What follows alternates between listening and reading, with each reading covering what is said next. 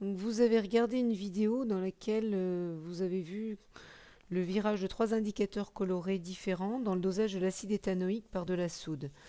La courbe de dosage pH métrique vous est donnée ici et on peut utiliser cette courbe pour comprendre comment on va choisir l'indicateur acido-basique idéal pour ce dosage. Donc la première chose que vous allez réaliser sur la courbe dont vous disposez, c'est déjà de faire apparaître les zones de virage et différents indicateurs colorés. Donc on va commencer par le rouge de méthyle, donc qui passe du rouge au jaune entre 4,8 et 6. Donc on fait apparaître cette zone de virage ici sur la courbe. On procède de même pour la zone de virage du bleu de bromothymol entre 6 et 7,6. Donc le bleu de bromothymol passe du jaune au bleu, donc en étant vert dans la zone de virage.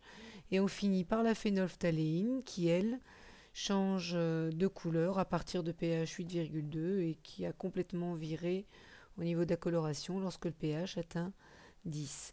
Donc les trois zones de virage peuvent être disposées sur la même courbe, puisque vous n'avez qu'une seule courbe, c'est ce que vous allez retrouver. Voilà.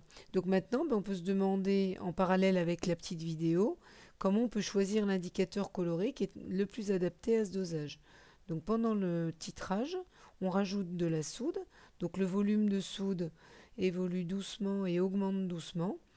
Et on se rend compte avec les zones de virage que le rouge de méthyle va s'arrêter de changer de couleur lorsque le volume va être compris entre 9 et 10 ou à peine plus que 10 ici en volume de soude ajouté.